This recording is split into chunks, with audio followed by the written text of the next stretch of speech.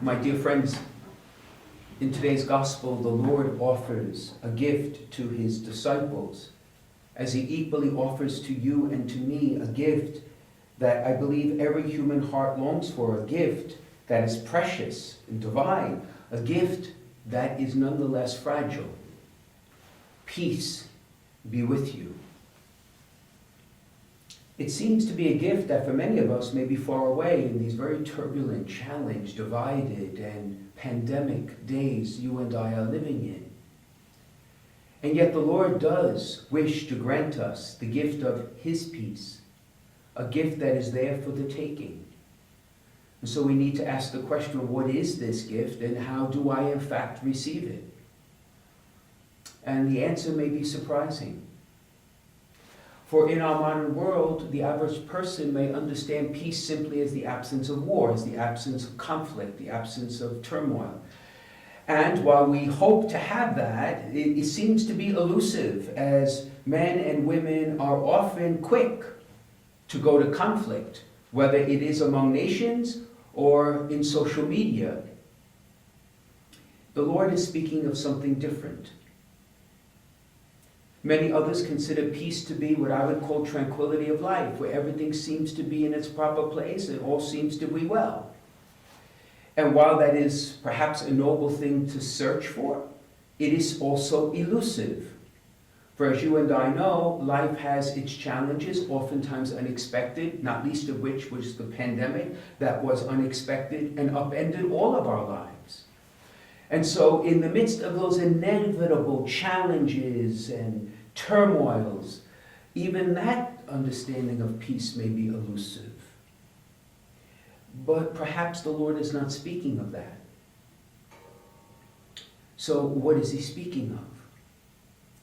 Perhaps the best way to describe it in my own limited way is to see it as a spiritual tranquility that there is in the depth of your heart and mine a place where we can be at peace, at rest, calm, tranquil, in the knowledge that God is there with us in every moment of every day. A God who will love us regardless of what we do. A God who will never turn his back on us. A God even when he may seem distant, is still there loving us to the end. That deep spiritual tranquility is a gift that the Lord is willing to give us, for he and his Spirit is the one who dwells in our heart. And we need to accept it. Well, you may say, well, Bishop, how do I accept it? Perhaps the best way to illustrate it is to offer an example.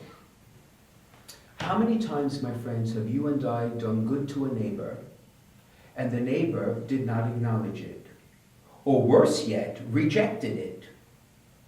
How many times have we done acts of kindness and they were simply overlooked? How many times have you and I offered a word of forgiveness and we got a rebuff in return? How did you and I feel in those moments? Probably upset. Probably in turmoil. Presumably the word peace oftentimes would not describe how we felt. And yet, allow me to ask you a question. When Jesus was hanging on the cross, for all the pain and suffering he endured physically, how do you think he felt, knowing that all the sacrifice, all the pain was ignored, scoffed at, mocked? He was serving humanity a meal that was exquisite, and most of humanity spit in it. From hanging from the cross, how would you have felt, or I have felt, in contrast to how the Lord felt? For the Lord died on the cross not only for our sake, but he did it in obedience to a father he knew loved him every moment of every day. And it was that assurance, even when he did not feel the Father's presence, that allowed him that inner tranquility to give his life over, even to those who seemingly did not appreciate it, even did not want it. For you see, his tranquility did not rest on the response of those who would receive the gift. The tranquility rested on the love he had for his Father that would never fail him. So I ask you again, in our life of faith, many times our spiritual lives become one of turmoil or challenge, or they lack that tranquility and peace that we long for because we look to those around us to give us the affirmation, the gratification, a word of thanks. And when it comes, it is like water in the desert. But when it does not come, you and I must remember to keep our eyes fixed on the Lord, who is there always to say thank you, always to caress us, always to give us our encouragement and strength. He never leaves us alone.